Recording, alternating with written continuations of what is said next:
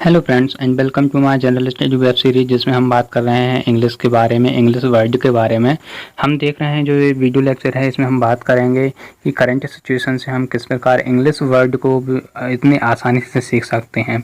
ठीक है, तो आइए चलते हैं हम आज के इस वीडियो लेक्चर पर, जिसमें हम देखेंगे 5 best English word with current news situation के द्वारा।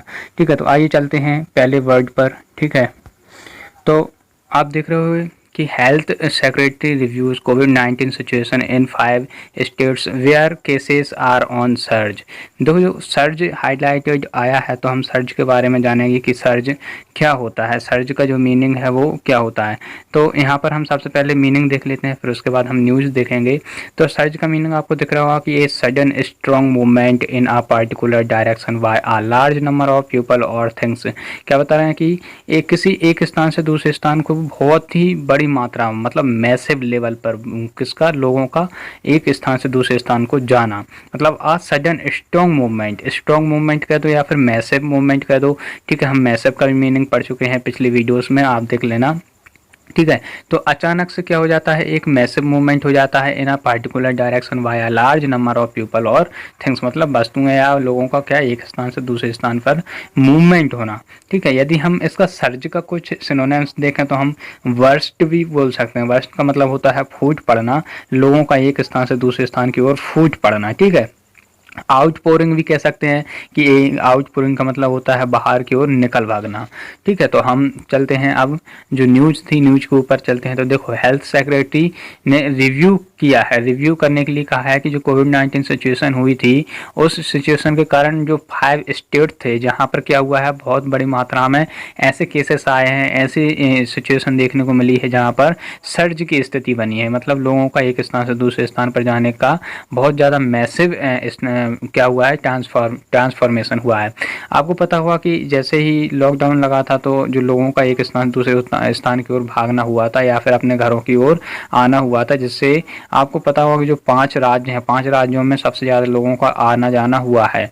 ठीक है, जिनमें हमारा मध्य प्रदेश भी शामिल होता है। देखो, यदि हम न्यूज़ की बात करें आगे, जिसमें लिखा है कि with senior officers of the union health minister held a high level review meeting through video conference today with the chief secretaries, health secretaries and NHM का फुल फॉर्म होता है national health mission directors of Uttar Pradesh, Bihar, Jharkhand, Chhattisgarh and Madhya Pradesh. तो आप देख रहे हो कि जो 5 राज्य हैं, 5 राज्यों में यूपी, बिहार, झारखंड, सीजी और एमपी, तो ये 5 राज्यों में क्या हुआ है, मैसिव डिस्प्लेसमेंट हुआ है लोगों का। इसलिए कह रहे हैं कि जो संक्रमण है, संक्रमण से बचाव के लिए इनकी चेकिंग करनी होगी, मतलब जो रिव्यू है वो देखना पड़ेगा।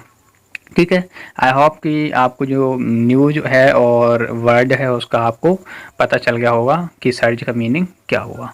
आगे चलें, आगे मीनिंग की ओर। तो इसी न्यूज में आया था, इस न्यूज में तो देखो, इसमें हम देखेंगे इंसेसेंट। क्या देखेंगे, इंसेसेंट के बारे में देखेंगे। तो इंसेसेंट के बारे में यदि हम मीनिंग की बात करें कि मीनिंग का अर्थ क्या होता है, तो सबसे पहले जान लेते हैं। तो इंसेसेंट का मतलब होता है नेवर स्टॉपिंग। क्या, नेवर स्टॉपिंग मतलब कभी ना रुकना या फिर निरंतर चलते रहना। तो इंसेसेंट का मतलब होता है नेवर स्टॉपिंग। अब ये किस सिचुएशन में आया है उसके बारे में यदि हम देखें, तो लिखा हुआ है कि इंसेसेंट रेन मतलब बिना रुके हुए लगातार होती हुई वर्षा and cyclone storm wreak havoc in parts of Meghalaya.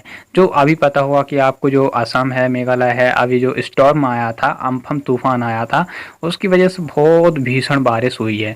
और अभी कल की ही बात है, कल जो असम है, असम में बहुत ज़्यादा तेज़ बारिश हुई है बिजली के साथ, और ओले भी बरसे हुए हैं। ठीक है, तो वहाँ की स्थिति अभी बहुत ही, कह सकते हैं कि बहुत नाजुक स्थिति हैगी। ठीक है, तो उसी स्थिति को देखते हुए न्यूज आई थी कि incessant rain and cyclone storm wreak havoc in parts of Meghalaya. तो मेघालय का जो एरिया है और उसके आसपास, आपको पता होगा कि मेघालय का जो मौसम है वो विश्व का सबसे अधिक वर्षा होने वाला स्थान है वहाँ पर। ठीक है, और आगे चलें तो न्यूज़ भी आपको क्लियर हो गई होगी, और आई होप कि आपको जो मीनिंग है वो भी समझ में आ गया होगा। यदि इसके कुछ सिनोनिम्स की बात की जाए, तो सिनोनिम्स हम देख सकते हैं कि देखो, यहाँ पर लिखा है कि नेवर स्टॉपिंग मतलब निरंतर। तो हम निरंतर का मीनिंग एक देख सकते हैं कि कंटिन्यूस भी होता है। ठीक है, और एंडलेस भी कह सकते हैं इसको हम, और नॉन स्टॉपिंग भी कह सकते हैं। ठीक है, नेक्स्ट मीनिंग की ओर चलें तो नेक्स्ट मीनिंग इसी से संबंधित आया था, जो बारिश हुई है कि मेघालय और असम में, तो उससे ही संबंधित मीनिंग आया है एक रीक्ड।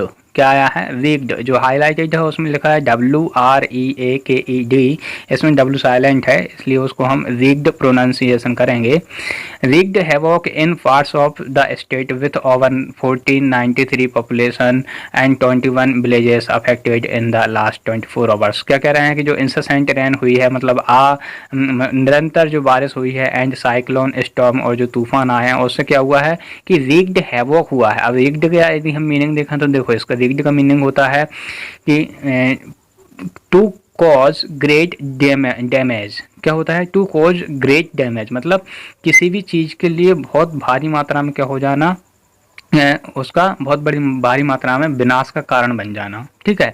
और उसमें लिखा है कि हार्म भी हो सकता है, मतलब हानिकारक भी हो सकता है, टू समबडी या समथिंग, मतलब किसी के लिए बहुत बड़ी मात्रा में हो जाना, हानिकारक या हार्मफुल हो जाना या डैमेज कर देना।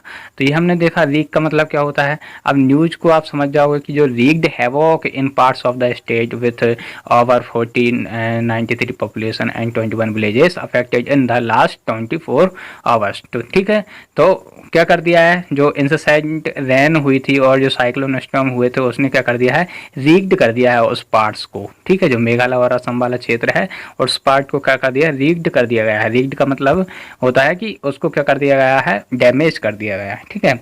और यदि इसका मीनिंग थोड़ा सिनोनिम्स देखें तो डैमेज का एक हम क्रैश भी कह सकते हैं। जैसे हमने सुना होगा कि प्लेन क्या होगा, क्रैश हो गया। ठीक है, प्लेन क्रैश हो गया, तो इसे हम क्रैश भी कह सकते हैं एक सिनोनिम के तौर पे यदि हम लें इसको। तो ठीक है, नेक्स्ट मीनिंग की ओर चलें तो नेक्स्ट मीनिंग आपको दिख रहा होगा हेल स्टॉर्म। यही वर्षा से संबंधित न्यूज का ही है ये पार्ट्स। ठीक है, तो इसमें न्यूज क्या है कि वही जो वर्षा हुई थी असम में और मेघालय में, तो उसमें लिखा है कि फॉलोइंग साइक्लोन अम्फन।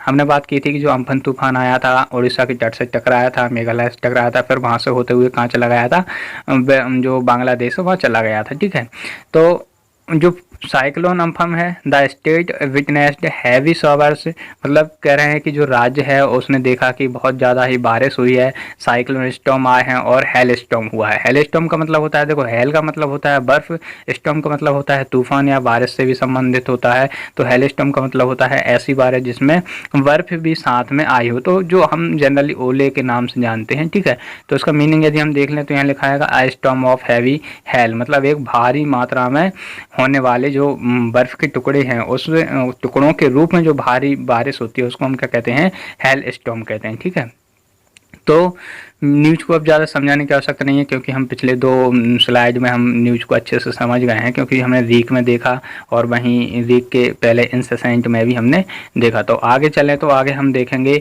जो नेक्स्ट मीनिंग है।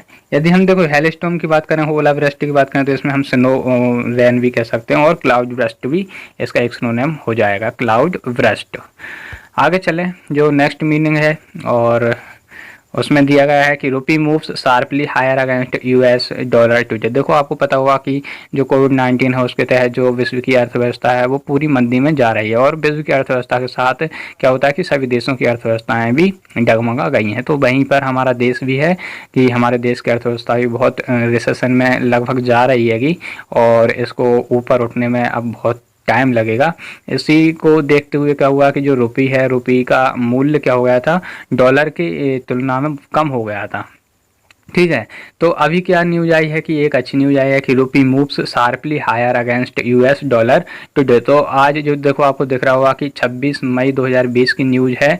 तो 26 मई 2020 की न्यूज में ये क्या कह रहे हैं कि जो रुपी है, रुपी क्या हो गया, शार्पली हायर हो गया। मतलब शार्पली का यदि मीनिंग देखें हम तो देखो शार्पली का मीनिंग होता है तेजी से। ठीक है, क्या होता है, तेजी से। तो शार्पली मतलब बहुत तेजी से हाई ऊपर चला गया है, अगेंस्ट किसके खिलाफ चला गया है, यूएस डॉलर के खिलाफ चला गया है। ठीक है, तो हमने यहाँ शार्पली का मीनिंग देखा, और उसके साथ जो न्यूज है, करंट सिचुएशन है, वो ये है कि रुपये और डॉलर की हमने तुलना की हुई है कि रुपये की डॉलर की तुलना में क्या स्थिति है। तो हमने देखा कि वो क्या है, बढ़ रहा है। अभी कुछ दिन पहले की बात है, वो क्या हो गया था, रुपये जो होता है वो गिर गया था, जिसे हम क्या कहते हैं, जो देखो डेप्रिसिएशन कहते हैं उसे हम, डेप्रिसिएशन, ठीक है। और आपको पता होगा कि जब रुपया ऊपर उठता हो तो उसे हम क्या कहते हैं, एप्रिसिएशन बोलते हैं। तो ये आप दोनों मीनिंग भी याद रख सकते हो कि डेप्रिसिएशन और एप्रिसिएशन किससे संबंधित होते हैं, ठीक है। तो आज की हमारी जो जितनी 5 बेस्ट मोस्ट इम्पोर्टेंट न्यूज़ के साथ में जो वर्ड थे इंग्लिश के, वो हमारे आज यहाँ पर समाप्त हो जाते हैं। और आज की वीडियो में बस इतना ही। वीडियो देखने